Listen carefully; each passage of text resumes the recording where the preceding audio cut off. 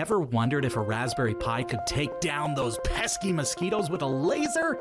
Today we explore this wild tech project, push the power limits of tiny computers to see what they're truly capable of, and dive into the fascinating world of autonomous driving technology. From DIY innovations to the future of self-driving cars. This is Data Drive.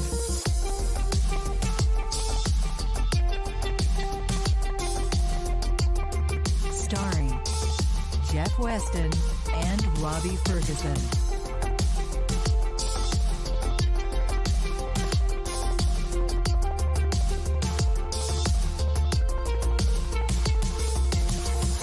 So I don't know how you spend your downtime. Drink. I have a really bad habit of scrolling through videos on, social media.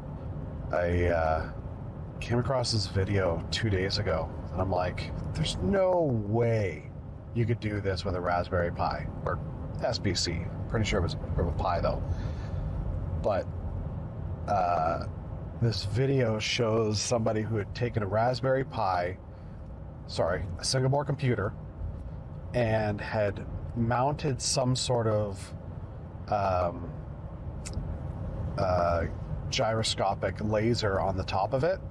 All right. Using a motion detection sensor, and it would fire off a quick, microsecond burst of a high heat laser to kill mosquitoes within a certain proximity. No. That's what I thought. I'm like, there's no way. And then they flip through this book of all these dead mosquitoes, and I'm like, there's no way. There's absolutely no way. Yeah, this is like one of those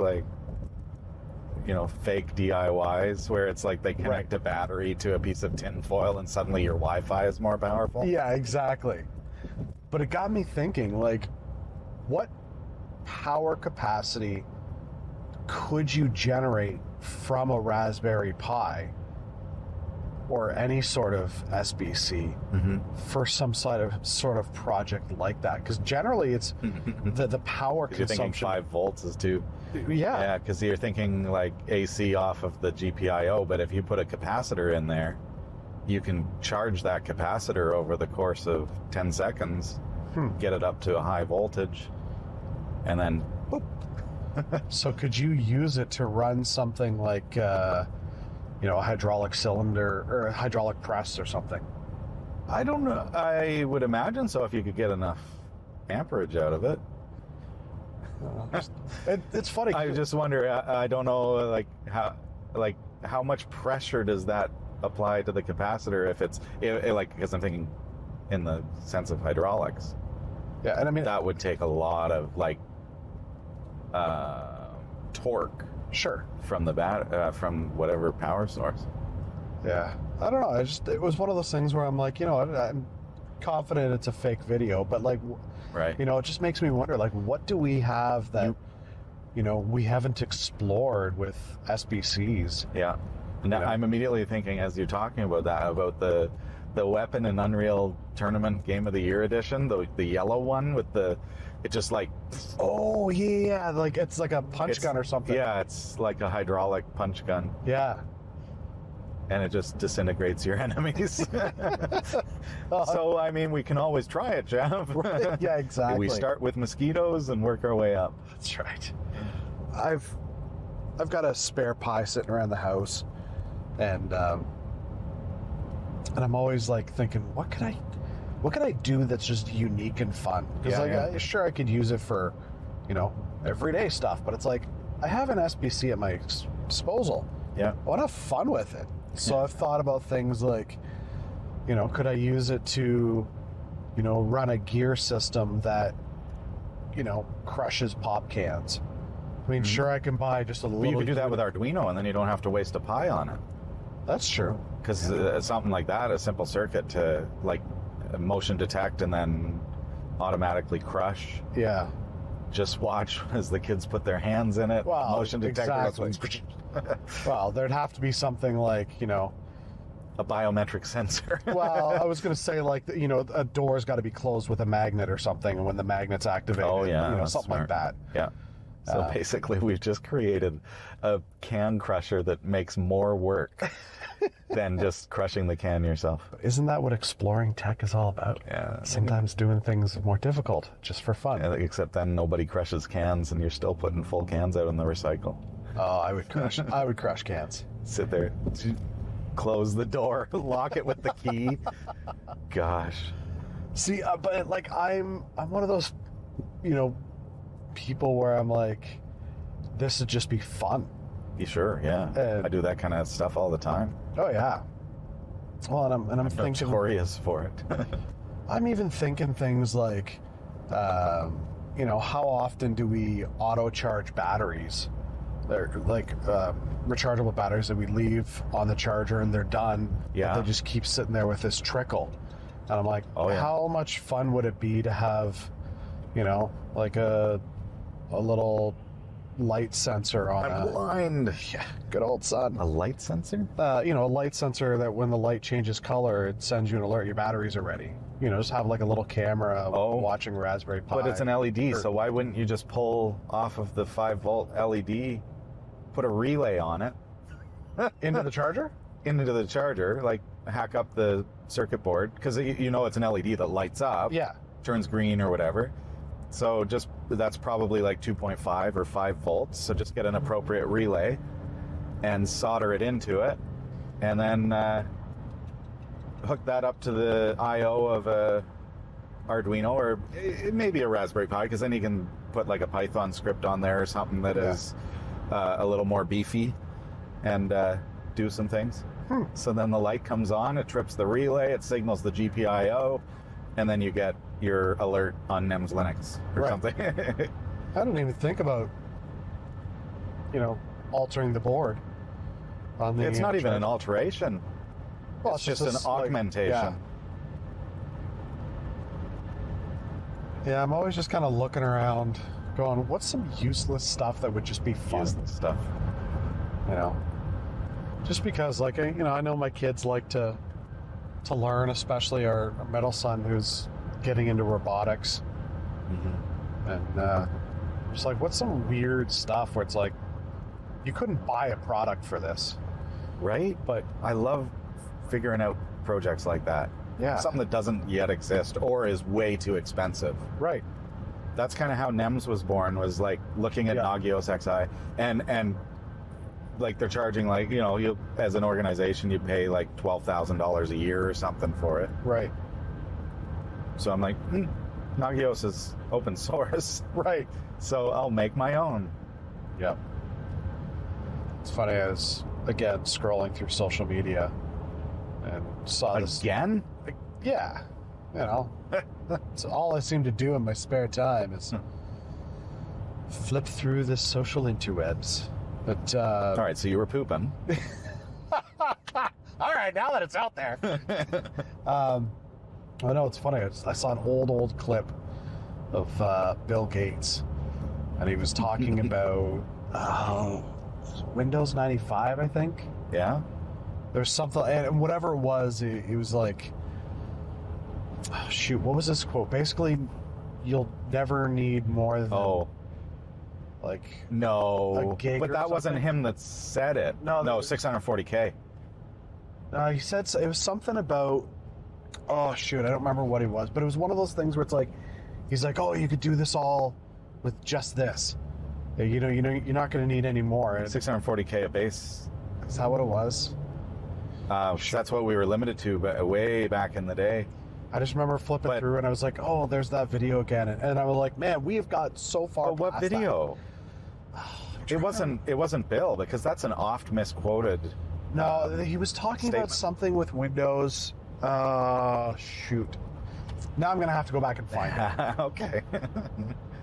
But it got me thinking about the fact that, like, even like with Y2K, and like how Y2K, like how concerned we were with like the world breaking down because of airplanes falling from the sky. Yeah. Kids will never know what that was. Exactly. And here we are, when 24 years later, and you've got you know, we got AI and we're talking about, you know, trying to develop neural networks and, you know, all this Yeah, what kind a of shift, stuff. eh? And it's like, wow, we are so far past that. Think about that in the context of like just the growth of our knowledge, in that 24 years ago, our biggest concern in the entire world as far as technology goes was that the clock in your computer would get up to 99, because there was no 1999. It was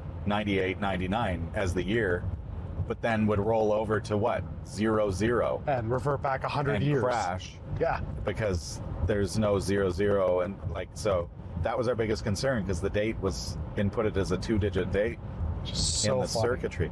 Yeah, that was our big concern. Yep. Man, that guy needs a wide load sticker. Yes, he really does. But yeah, and I mean, how far we've come in just 24 years. Like, I love the advancements of tech, and I'm sitting here going, by the time I retire, it's going to be another 24 plus years. How much further is tech going to advance? Oh, and I'm going to gosh. be that old curmudgeon sitting there on my porch guy going, back in my day, Yeah, I'm already saying that. my mouse had a wheel. A ball. A ball, yeah. A little marble inside, a rubberized marble. That's right. Kids would be like, okay, Grandpa, let's go back inside. Yeah. Oh, you can see the CN Tower today. What? Where? Right there. Oh, yeah, look at that. What? I'm like, just looking straight in front. I'm like, It's directly in front of us. but it's like, you know, if I held up a toothpick that was blue colored Oh, sure. and said, let me hold this against the sky. Silhouette of a you know, distant tower, but you can see it. That means the skies are clear. Yeah, that's true. I feel like that's a rare occurrence for the GTA. Well, lately. Yeah. It's our first week where we've had a lot of sunshine. Yeah, it's nice. Just need the grass to go back to green, and Yeah. all will be well in the world. It's a very sepia world right now. Yeah. Although I'll take this over white. Yeah. I'm not a fan of snow. That's not true. I like snow. I like the activities you can do in snow. I just don't like it on the road. I've always been a fan of snow. Really? Informer, Lady with the Red Dress. Man, those are some good old hits. Gosh. But Thanks. I'll be here all day. no, you won't. Well, at least for the next hour. I don't like it when a Tesla pulls in front of me. Okay. Have you ever noticed that, like, when traffic slows, when it's busy, Tesla drivers, I don't know if it's when they're using the automated, like, AI brain or whatever you call it, but when they slow down, they don't tend to brake. They're just using the electric engine kind of resistance. So they'll, like, slow right down in front of you, but there's no brake lights. Oh, really? I can't say as I've noticed that. Watch for it.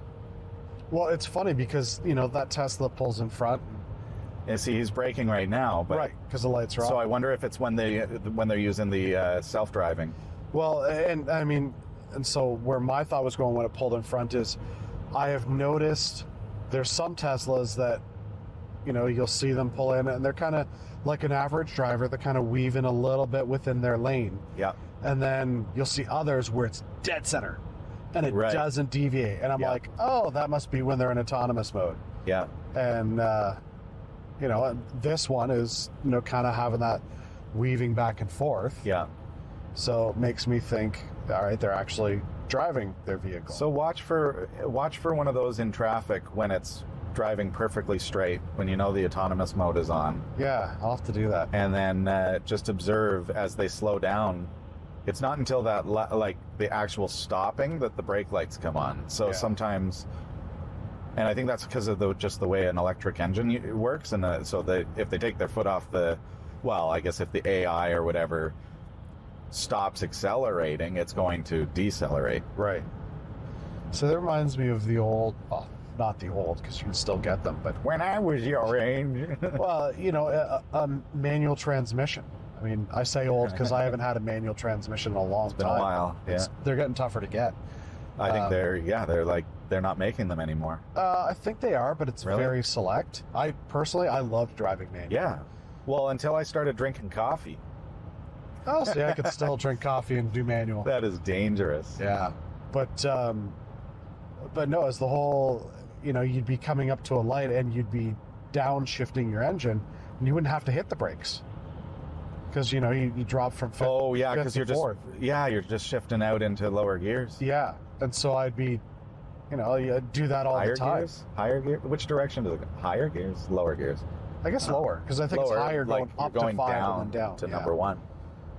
But yeah, I guess it's kind of the same deal because I wouldn't hit my brakes then. Kids these days just don't know what we had to go through, like where you're driving in the city and you take a sip of your coffee and you very quickly fumble it down and then downshift. Oh yeah. My first Eating your Big Mac. My first manual didn't even have cruise control because they didn't know how to do cruise. Well, they knew how to do cruise on a manual, but you could only get it in the higher end cars. Right. So Yeah, that's changed too. yeah, I don't tend to use cruise control myself, especially in the city. But because mine is just a standard cruise, standard cruise. set and forget. The old style where you just set your speed and it'll just go. And if there's a wall in front of you and you have your cruise control set to 110, you are now hitting that understand wall at the 110. Yeah. Yeah. So that's what I love about mine. Yours is newer, and they've evolved the technology. So yeah, yours is crazy. Yeah. At first I didn't trust it. So this is so it's just gonna it uses LiDAR, which of course you love. Yeah, I love LiDAR, but no, I don't think it's LiDAR. It's I believe it's infrared. Infrared. No, what's the one on the back? It's infrared on your watch and stuff. The green pulse. I mean, it's green, so it's Yeah. not infrared. Anyway, I can't. Yeah, that's true. Yeah, those early morning conversations. No, I guess it's so on the front of my car, I've just got these little sensors, and I can't see anything, and I don't see lights anywhere. But oddly enough, my car's cameras pick up the green pulse. So when I pull into my driveway and I'm parked behind my wife's vehicle that's white, my forward-facing camera will pick up the green pulsing. Interesting. But I can't see it. My eyes can't detect that. But is it laser based? So LiDAR. I don't. There's no lasers. But it's what you're describing is lasers. Well, I understand that. There's a green pulse, but I don't see any light emitter anywhere. And see, with my watch, when it goes to measure my,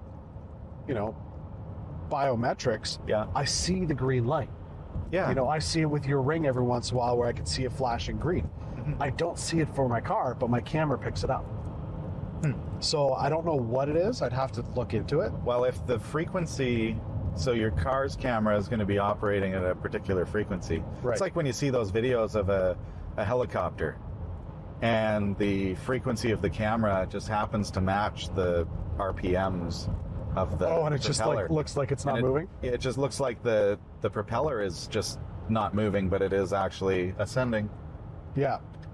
And that's just because, that's frame rate, but be a similar kind of effect with regards to frequency. This is why you gotta, first thing I did when I got my dash cams was I set them to 60 hertz. Right. Because the default out of the box was 50. But we live in North America where all of our electrical systems run at 60 hertz, so Right. you don't want to have that phasing where if I have the cameras at 50, everything else is running at 60, so there's that slight out of phase. Yeah.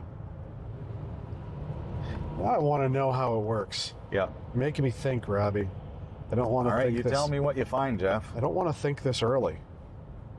You don't have to anymore. You got your phone in your pocket. That's true. No thinking necessary. But yeah, to be clear, your cruise control speeds up and slows down based on the speed of traffic. Yeah. To the point where in stop traffic, it will actually stop your car. Yes. And I was testing it in traffic, I don't know, about a month ago. Yep. And if I wait long enough, because I have a sensor for setting my distance between the car in front of me, if I wait long enough, it actually starts up for me. The cruise? Yeah, like I'll start moving again. And I was like, like if from stopped traffic. Yeah. Like if you're in a traffic jam and suddenly it starts moving and you're not paying attention. Yes. That's great, because if you started reading a book, Right, and suddenly exactly. it just veers into traffic. You know, or if I fall asleep while Oh my gosh. sitting in traffic. There are days. Today's not one of those days. Today we're moving. This is great.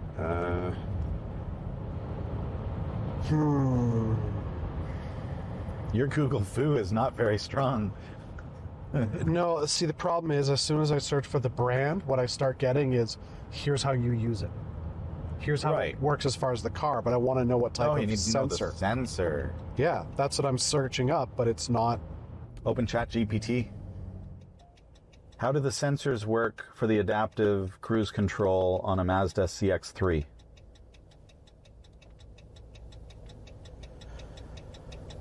The Adaptive Cruise Control (ACC) system on the Mazda CX-3 uses sensors, such as forward-looking radar or cameras, to detect slowly moving traffic and adjust the vehicle's speed accordingly. So it'd, I guess, be the same technology as like a radar gun? Does the Mazda CX-3 adaptive cruise control use LiDAR?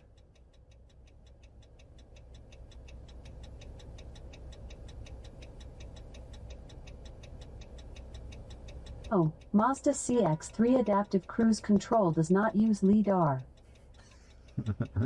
LiDAR. Okay.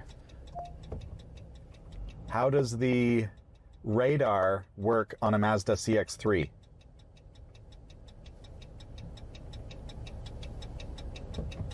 The radar on a Mazda CX-3 employs a millimeter wave radar to monitor the vehicle's distance from others and avoid collisions when changing lanes. It comprises a transmitter, receiver, and antenna that emit a radio wave to measure distance, direction, and speed of objects. Okay. So it's funny because I was actually thinking, I know I was saying LiDAR, but I was thinking I was like comedically picturing radar in like what you would maybe like sonar style. Yeah. Right? So no, that makes sense. Okay. Yep. So it's radar. Cool. Now you know. But why does radar emit a green glow? I already closed her. Well, why would you do that? Clearly, I can't Google. Open ChatGPT. Why does radar emit a green glow? I don't know that. Oh, you didn't open ChatGPT. That's just Alexa. Open ChatGPT. Hello, I am a chat robot powered by ChatGPT. Do you want to get started now? Yes. What do you want to chat about? Why does radar emit a green light? Radar does not emit green light. It actually uses radio waves to detect objects. Green light is not used in radar technology because it does not really have the sounds like power LiDAR. necessary for long-range Okay, detection. Do you want to know more about how radar works? No. Why does it pick it up on a camera, though? Yeah. Why does radar show as a green light on dash cameras? The light that appears on dash cameras is not the actual color of radar signals. It is typically used to indicate that the radar system on the dash camera is active and functioning. This color choice is for visual representation and does not reflect the actual radio waves emitted by radar technology. What? So Is there anything else you would like to know about dash cameras or technology? No. Do dash camera... What do you mean no? Sorry. Well, what ChatGPT is telling us is that If you have any Your- more questions in the future, Yes. feel free to... So your dash cam actually... It's programmed. No, it detects radio waves. So your dash cam is able to see radar. What? How is that possible? I don't know. It must be part of the dash cam's features. Neat. Science, kids. Wow. Well, I learned 2 things today. 1, I can't Google as fast as AI. And 2, my camera can see things that aren't there. But they are there. They're just not green. Now I understand how ghost hunters work. Yeah. Okay. I'll be the first to admit that we misunderstood what ChatGPT was trying to tell us. Radar doesn't emit visible light. And in listening back, I think the AI was mistakenly describing the green heads-up display visualization of a typical radar screen, rather than the flickering Jeff was reportedly seeing on his dashcam footage. That green light might actually be from an infrared sensor, or just how the camera itself picks up certain signals. Or maybe, just maybe, could that be the frequency phasing effect I was talking about? Maybe causing the flicker of Jeff's LED headlights? I'm sure I was also far off when I was talking about GPIO connected capacitors being able to power anything substantial with hydraulics. In retrospect, it's clear that generating high voltage from Raspberry Pi's GPIO pins, even with a capacitor, is more complex than we made it sound. The pins of a GPIO are really meant for low-powered tasks, so even though it goes well beyond my technical capabilities, I think it's going to need a higher voltage source, which would simply be triggered by a relay, and that would be connected to the low voltage GPIO of the Raspberry Pi. I guess our fantasy hydraulic weapon is best left to our favorite deathmatch game. Next time on Data Drive, we'll speculate about what might be coming from one of today's most riveting fantasy shows, and learn about a high-tech car idea that might just revolutionize your commute. Thanks for exploring these fascinating tech topics with us. There's always more for us to learn. I'm going to park it for now. I'll catch you next time.